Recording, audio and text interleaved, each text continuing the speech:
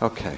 The celebration of SG50, the 50th year of independence for Singapore, has tended to accept a simplifying partial truth, that there was a generation of pioneers or settlers who created a nation-state. Despite the real justifications for this pioneer narrative, this essay will explore something else, the sense that Singapore is post-utopian, that it emerged in conversation with many 20th century utopian projects and fully aligned with none of them. What changes then when we resituate Singapore not as a variation on frontier homesteading, instead as one of the most successful rehabilitation projects ever undertaken in an already crowded global neighborhood? This paper considers Singapore's dialogical responses to major utopian projects from the 20th century, not all of them. For example, little will be said about Gandhi's satyagraha, nonviolent insistence on the truth, despite the fact that that utopia has a continuing role, especially in global NGO politics. And for clarity's sake, as Thorsten Veblen would say, without undue precision, I'm going to give you names for what I've isolated in ideotypical terms as 4 utopias. Communism, self-determinism, co-prosperity, which also I'll use the phrase Asian classicism, and this relates to the Asian values discussion, and communalism. Singapore, ignoring Foucault, is nonetheless post-utopian, and my intention is to track Singapore's political emergence not as a nation pioneering, but as a site of important new deals. If I thus dress up Lee Kuan Yew, Goh Keng Swee, and Sinnathamby Rajaratnam et al., not as George Washington and John Adams, Jefferson and Hamilton, no coonskin caps in sight, but instead as new dealers, as Franklin Delano Roosevelt and Henry Wallace. This is only partly, I hope, because I see with American eyes. In fact, I hope to learn something about American utopias, in particular from Singaporean responses, notably including the limits in practice to self-determination. All right, part 1. Singapore and 4 utopias in the twilight of history. The 20th century, especially if we allow it to end on September 12, 2001, was a great annihilator of utopian hopes. The Cold War in particular was clearly a great transvaluation machinery, grinding them all into two. The Kissingers of the world made a virtue of what they pretended was simply a responsive realism that nonetheless reconsidered every event as an intervention and, if possible, also a communication in a single Manichaean global geopolitical struggle. The weirdness of calling this realism is one of the most dubious gifts of American political science to world scholarship, and we have to start undoing it. The Cold Warriors could resolutely focalize and, above all, transvalue ideologies, events, and persona.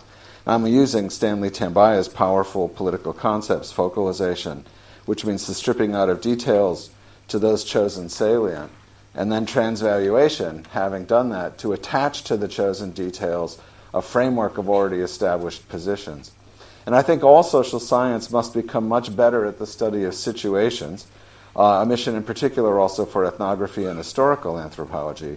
Here, beginning with utopias and no less than 4 of them, we can not only resist but observe the action of transvaluation historically. We reconsider thus what Eric Hobsbawm has called the twilight zone in history, the period 50 to 70 years before the present. The history of the twilight zone is different, Hobsbawm observed.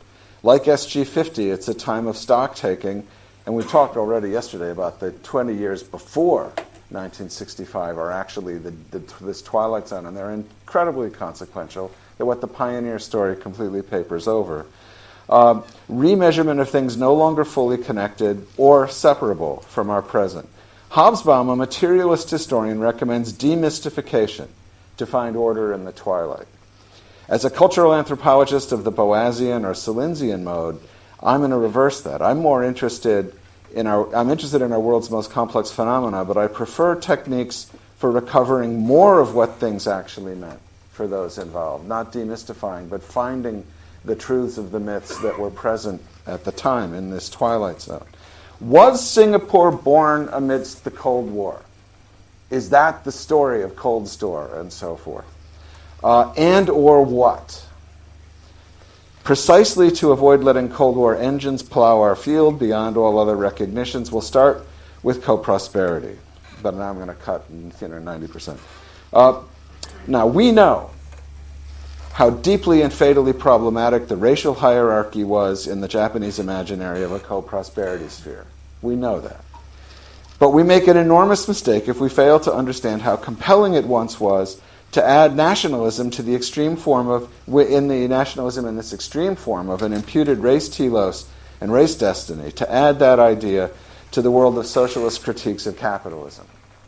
The idea of national socialism was not incoherent, and co-prosperity added something to the Nazis had a racial extreme. The Japanese with co-prosperity added something which was an anti-competitive hope that was based in Asian classicism, Asian values.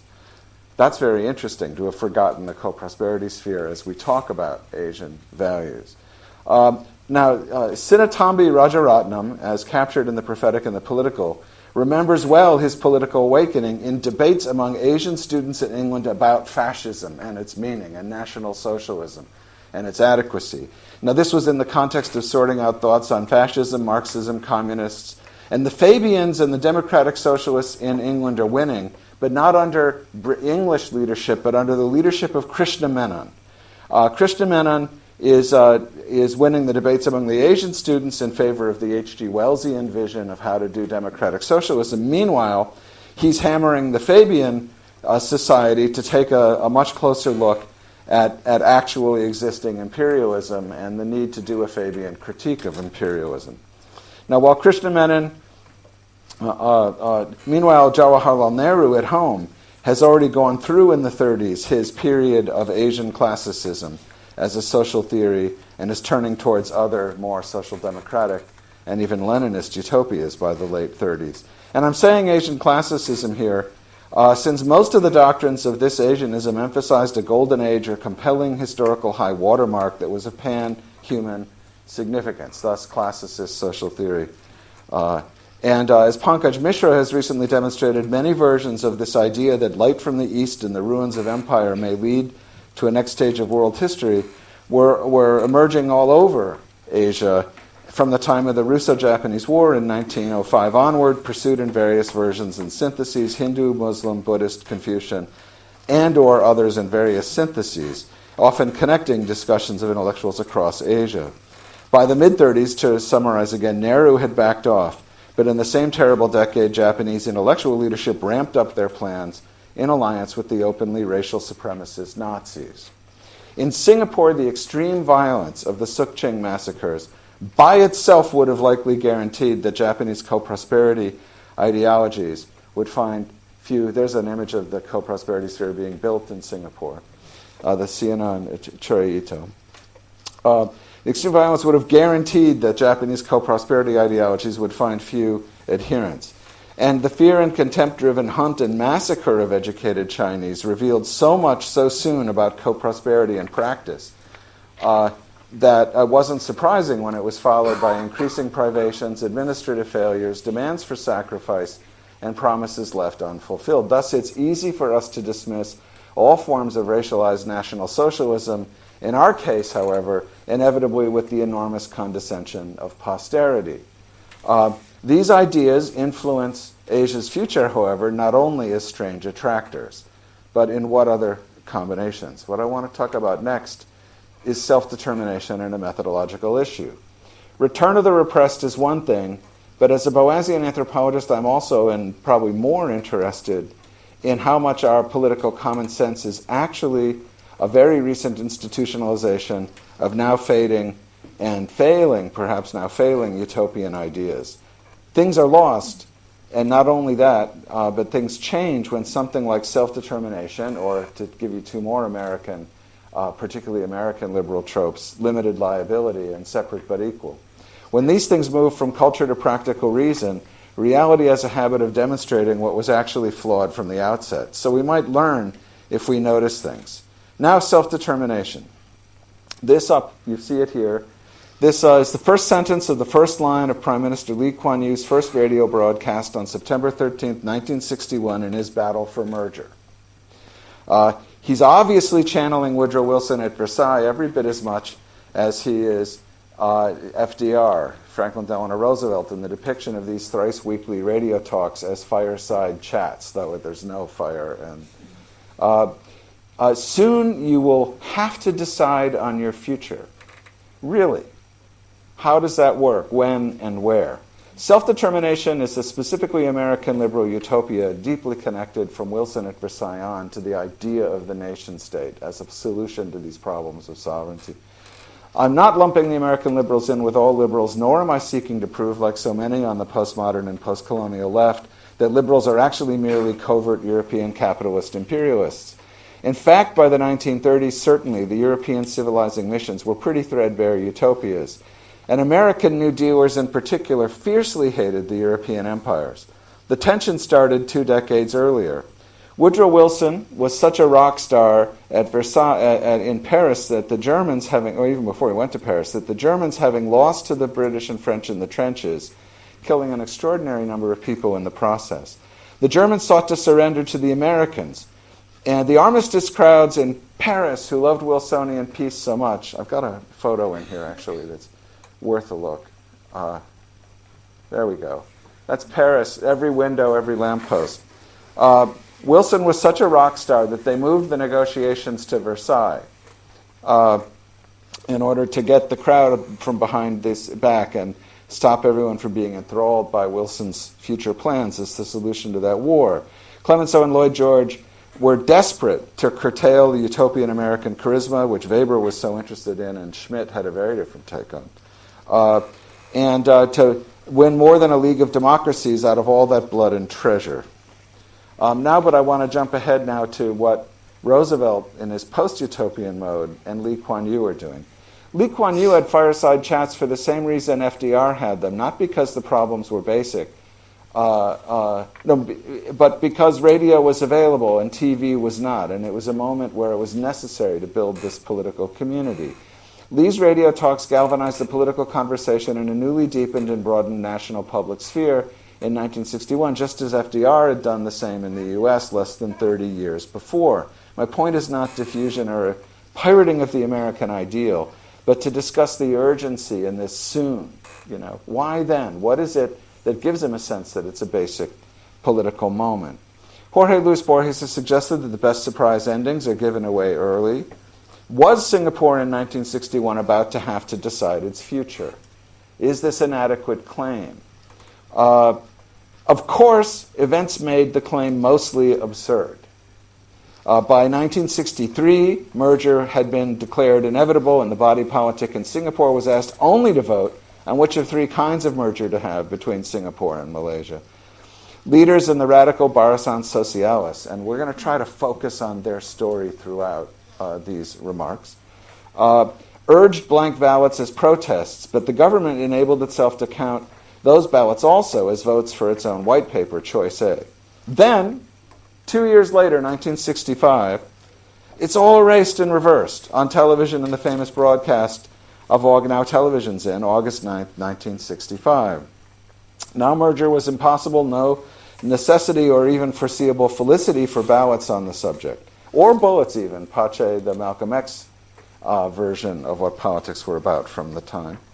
So, all that said, the degree to which the choice was not in the hands of the public now clear. Nonetheless, I'm going to argue that there was one exact form of self-determination involved after all, namely what I'm going to call the Bandung form, which raises the question, what happened at the Bandung Conference, which I'm going to describe in our first instance as carefully selected non-alignments and alignments.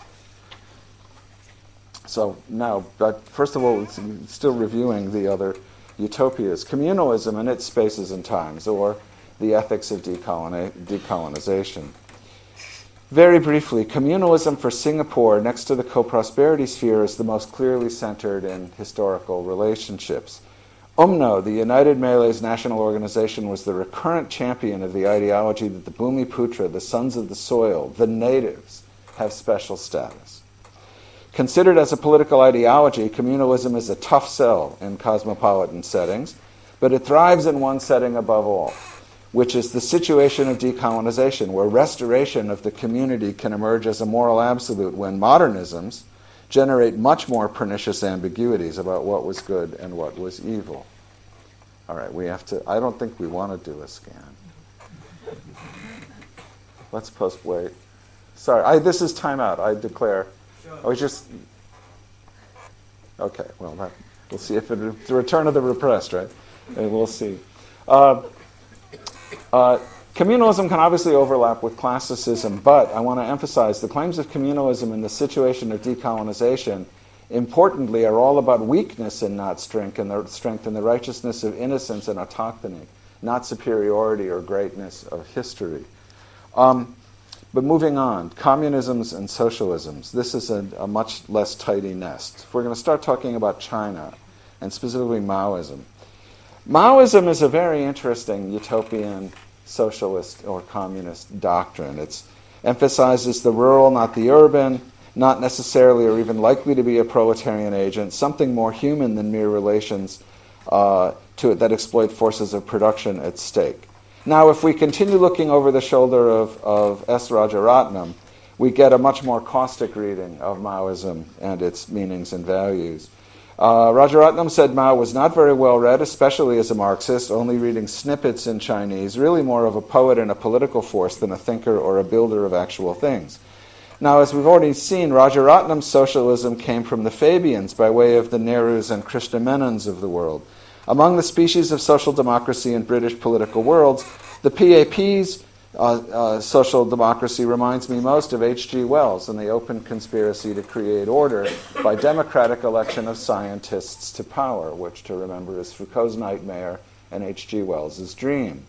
Rational and democratic, Rajaratnam et al. Insistently located moral probity with the party of order, not the party of struggle, which is very unusual in socialist conversations. So this is not merely an East-West division. Zhou Enlai, too, advanced his political education in Europe, in this case Paris, only to choose to join Mao's new Communist Party after his despair over what Woodrow Wilson really did to the Shandong Peninsula in the endgame at Versailles, violating his own principle of self-determination. He decided Wilson was a hypocrite. Zhou, until it was too late, saw the hypocrisy of the American much more clearly than the metamorphosis in Maoism of communism into communalism. Communism and socialism, global doctrines seeing historical universals beyond capitalist individualism, greed, and private property. Communalism, finding a core group rendered by history the most aggrieved, justified, and moral. Now, Zhou rejected elements of this synthesis.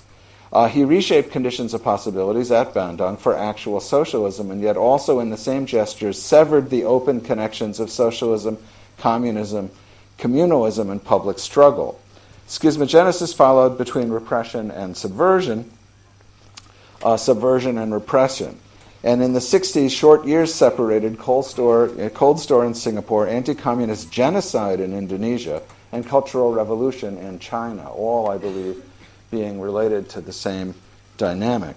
We will have to verify and clarify this complex of relations between parties of order and parties of struggle to better apprehend what's happening in Singapore, which I now want to focus not on Lee Kuan Yew's speeches, but on something that S. Rajaratnam said about the 1966 election, first year of independence. What he saw as confusion in the attitude of his opponents toward the political situation. Who understands the situation, or and how do they understand it differently? Rajaratnam said, our only possible opponents are the Barisan Socialists, and they are in such a state of confusion that they are devoting all their energies to winning the war in Vietnam rather than the next elections in Singapore. What is that about? We have to understand this. Vietnam, wherein the politics clearly begin with the need for escape from the French and colonialism, where the thin claims to communism and socialism clearly connect to a reality of anti-colonial communalism and nationalism. Now, what is going on in this sense of a confusion of wanting to pay attention to Ho Chi Minh's radical violence? Lee Kuan Yew defined situations and made complexity intelligible by transvaluing terms in a characteristic way. How did the PAP leaders situate themselves? What Lee Kuan Yew characteristically did is what I'm going to call post-utopian double negation. The terms shift, but the pattern is perdurant in his work. In the late 1950s, this double negation and the early PAP statements and the first PAP victorious definitions of the situation Lee Kuan Yew rejected two fates represented in his pragmatic theory of decolonization. He rejected staying in the British Empire, and he rejected Chinese communism. So he has to be neither this nor that. It's a neti-neti framework. At Singapore's independence, it was then perhaps happenstance that the American CIA massively underestimated both Lee's integrity and his courage and gave him the opportunity to publicly demonstrate both. When they first failed their attempt to bribe him into clientage, and then failed their attempt to bully him into silence about it. And he had a use for that, because he's going to redefine the double negation now as not Chinese communist and not American puppet. But the event enabled this redirection toward explicit independence, a Cold War non-alignment.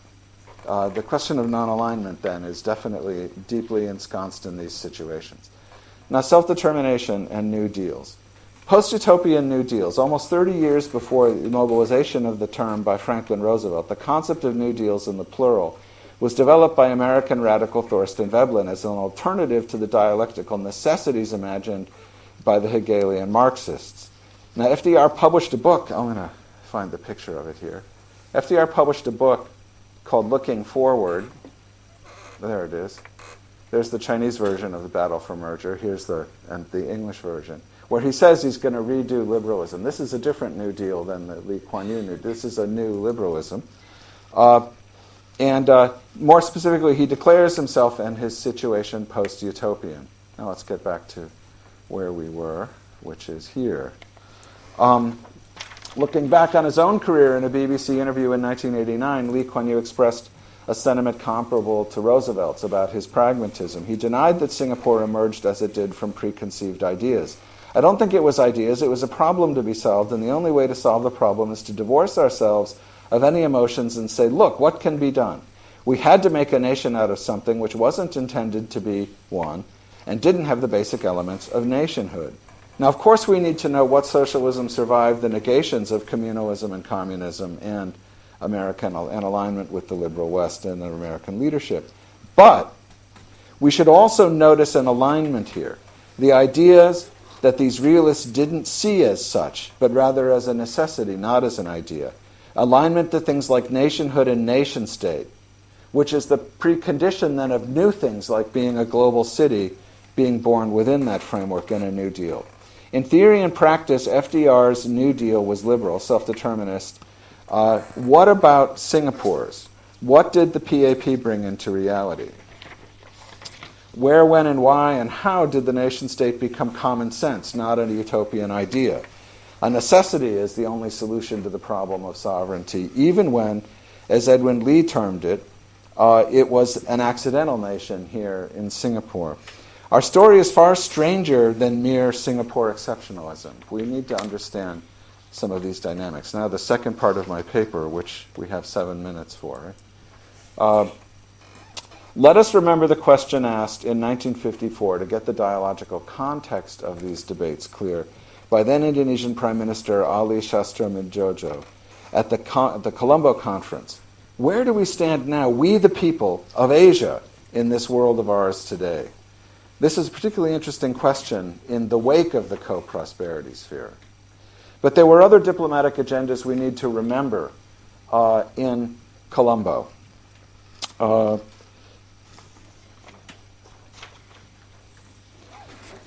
Sastro-Midjojo's question was what in a sense became the call for what became the Bandung Conference. According to many, the point of the Bandung Conference was to answer this question. The Colombo Conference was the 5 prime ministers of the conveners of the Bandung Conference. But there's much more. When Indonesia was invited to come to Colombo by Sir John Kotilawala, then Prime Minister of then Ceylon, Ali Shastro explained to Sir John his plan to ask something like this and to push for a bigger conference. This is a touchstone of pride for Indonesians who don't want 1965 to be the historical touchstone for their body politic. Sir John was all for it, though the stated purpose of the conference in Colombo was something different. It was to discuss Indochina and to consider a possible Asian response. Why? Sri Lanka is not close to Vietnam, nor are most of the guys at this Colombo conference who are from South Asia. Why are they talking about Indochina and Vietnam? Some say that Sir John's plan for this May 54 Colombo conference was actually a bait and switch, that it was an artful intervention into South Asian politics. The idea of intervening into Vietnam's war was perhaps devised to get the attention of Nehru and get him to show up, because as early as 1947 he was thinking about Asian leadership finding its foreign policy voice. But above all, Sir John needed to construct a forum to break the ice and get India and Pakistan talking without Kashmir being the agenda. So Vietnam will be the agenda. Then Ali Shastro and his question come in. Regardless of Sir John's agenda, the question, and or regardless the actual Indochina situation, the question definitely got Nehru's attention, and he did two things. He helped plan, conduct, and succeed in the Bandung conference, but he also did something else that's absolutely crucial now that I want us to understand. Recognizing the significance of allowing war in Indochina, especially after the major Viet Minh victory at Dien Bien Phu, to be settled by peace fashioned in Europe, recognizing the catastrophe of continuing to let diplomacy in Europe establish the terms of order in Asia, Nehru sent Krishna Menon directly to Geneva to intervene in the talks there, not as a special envoy to win at the bargaining table in Geneva, but to find Zhou Enlai and get him to come to Delhi on his way back home in the break in the Geneva talks. And the diplomacy that follows is astonishingly rapid. The basic message he had Krishna Menon deliver to Zhou was that it was past time for Asian political questions to be settled in Asia. Within a few weeks, in June 1954, and this is of course already a species of self-determinism, Nehru and Zhou by June 54 had met, planned, and drafted a 5-point agreement that Nehru called the Panchashila, Sanskrit for 5 principles, and Zhou, somewhat less classically, called the 5 principles for peaceful coexistence. They also set in motion a chain of events that would change the relationship between the Cold War and Asia and change the structure of self-determination for many places, including Singapore, starting, of course, with the 29 signatories of the New Deal at Bandung. But now the final point I want to make about this, that 29 signatories did not include Ho Chi Minh and Vietnam, despite the fact that Zhou Enlai is there leading the fight and trying to negotiate for him in Geneva. So we're not going to have time for the long version of this politics of peaceful coexistence. The point is that when Zhou came to Delhi from Geneva, he was departing a scene of tense, fraught, and ambivalent discussions where the French, in the surround of their allies, were trying to concede as little as possible as the foundation for a more permanent ceasefire and the most partial possible decolonization of Vietnam, giving the North as little as possible.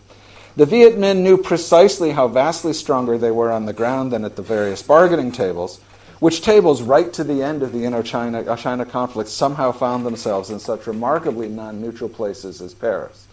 Zhou also, in many other ways, came from a very different experience of the world in this 20-year period than that of Nehru. They both knew much about traumatic partitions, but partition was the epicenter of Nehru's experience of violence, where for Zhou, it was a good solution in peaceful coexistence to things like Indochina and Korea. And Zhou has seen so much more violence than Nehru that the search for peace for Zhou is of absolutely cardinal significance. Thus, Zhou is in quest for peaceful coexistence already in Geneva, and what Nehru offered was obviously much more.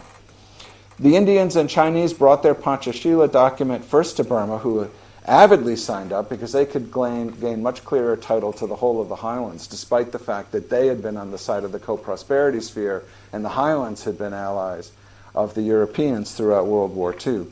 Zhou then tried to recruit Ho Chi Minh and his government, but Ho absolutely refused. Herein the essence of the matter. Ho was uncompromising, unwilling to enable peaceful coexistence by way of more permanent partitions, just like the Americans, resisting peaceful coexistence. The Americans were ambivalent about it succeeding, and well, never mind why. Ho thought that conceding permanent partition would betray extreme war sacrifices, and he thought that he could take it all and defeat the Americans on the ground regardless the cost, make the peace process irrelevant. And of course, Ho turned out to be right. He could do that. Now the matter of transvaluation. And now you put yourself in the shoes of the Barisan socialists trying to understand what's going on in Indochina, in the Bandung world, and so forth. What exactly is the Vietnam War all about? What does it really mean for socialists and communists? What's happening when Zhou broke ranks and negotiated peaceful coexistence and peace over war while Ho kept fighting and a fed-up Mao is about to launch cultural revolution? It's very important that Zhou and Nehru, and through them the governments of India and China, made a wide-ranging deal in Delhi, even before the Bandung Conference, and ratified it in Bandung. And in very short terms, this was the deal. India gave China Tibet. It withdrew all claim based on British precedent, pulled out the police stations, pulled out the army barracks, pulled out the post offices, said that forevermore Tibet belongs to China. What did Nehru get for this gigantic concession? Zhou Enlai agreed to abjure all claim of sovereign right over the Nanyang world. China shall not, in any diplomatic location, claim to in any sense represent the sovereign right of someone claiming to be a Chinese socialist anywhere else. Politics will allegedly stop at the nation-state borders. Zhou guaranteed it. I wish we had time, but we really don't. So when we're back to Rajaratnam, the 1966 socialist obsession with events in Vietnam, is this confusion a massive mistaking of mythos for reality and vice versa? Why, in fact, did communist victory in Vietnam not matter, after all, for communists in Malaysia, Singapore, and Indonesia? At what point is it no longer possible for communism to be part of a Leninist United Front strategy of revolution that moves from country to country? Before we conclude with Singapore's remarkable New Deal and the major sacrifices it required of its national public, this is a very interesting photograph because, of course, the Dalai Lama is about to show up on Nehru's doorstep in 1959 trying to undo the deal. Nehru persuades him not to undertake his original plan, which is to go to California and become a pawn in the Cold War, says Nehru. But this leads very quickly to the very bitter war between Zhou and Nehru over the borders, where they deeply misunderstand each other. Mao is laughing at Zhou for having thought he could make a deal with Nehru and now being humiliated by the movement of the Dalai Lama. So this is working out at the same time as these events leading to 61 and on here in Singapore. Now, self-determination in nation states before and after Bandung, cutting to the chase. The ground was melting away for the Plen and the rest of the committed Leninists and Maoists of Greater Malaysia after Bandung, despite a decade, really, of efforts to organize and to find a political path. Covert organizing is a tactic, not a strategy in and for itself, especially for anyone not actually wishing massive violence to be the means to their political ends. What then to wish for in terms of mobilizing utopian ideas? The various fronts and communisms of Southeast Asia had trouble deciding what political institutions to accept as legitimate. And I'm going to suggest that now on the ground, the things that Ryan is talking about in principle, so you have these reference in what's a legitimate political institution? What do you work with? What do you work against? It's a different question situated in this moment. Fatally, the Barisan Socialis, after the merger referendum and the arrests of Cold Store, could not commit to the legitimacy of Singapore itself. Of course, their hope lay with the massive successes of the locals in Vietnam. But now that was now taken by the rest of the Southeast Asian world, who've all signed the Bandung Agreement, as actually only Vietnam self-determination, not as part of a regional front or other form of political action. Why did the audience so readily comprehend what Lee Kuan Yew was saying in the first radio talk when he said, to remember, soon you will have to decide on your future? Because this self-determination is of the Bandung type. Lee is saying so plainly, and why he's on the radio so frequently, is that it's time. It was not just that Singapore could decide or would decide on forms of government in a recurrent way that Hannah Arendt might describe. It was that it would have to decide soon on its whole future. You get one, I've cut the part of the paper that's about John Locke, political theology, where the idea of self-determination comes from. But the point coming out of Bandung is you self-determine once at this moment of decolonization, and that moment is upon Singapore. The question has been called. So, Singapore's New Deal. In this context, cold store, while inexcusable, is hardly surprising. It's like someday the Americans will have to face reckoning over these drone strikes, which are inexcusable, but in a certain sense hardly surprising.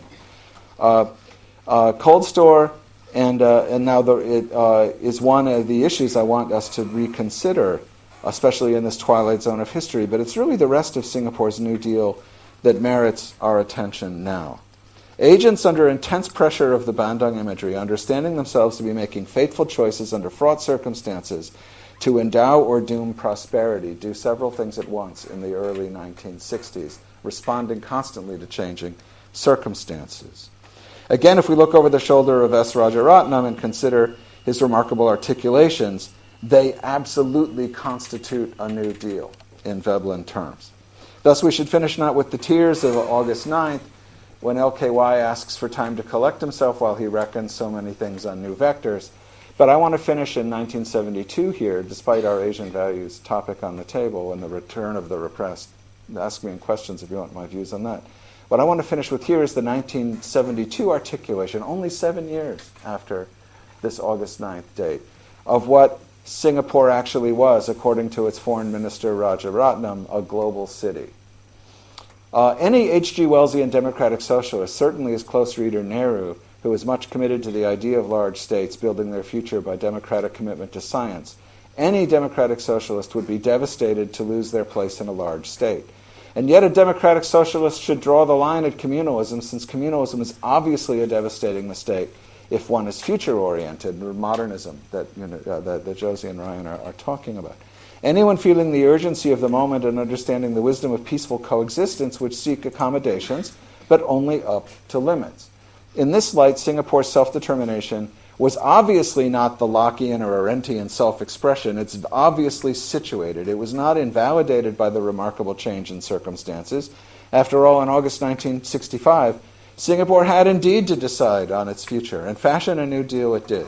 Several things happened virtually simultaneously, and we're about to hear in Anne's paper an extraordinary thing happening in the regime of property that was unprecedented on a global scale. So everything's happened.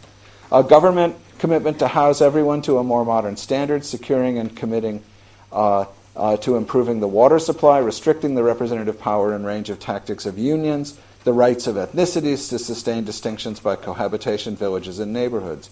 With aggressive investment and successful partnership, the economy boomed, incomes and living standards rose spectacularly, and yet, now my really final topic, the felt reality in Singapore was about sacrifice, the need for sacrifice, enormous sacrifice as investment in the national future.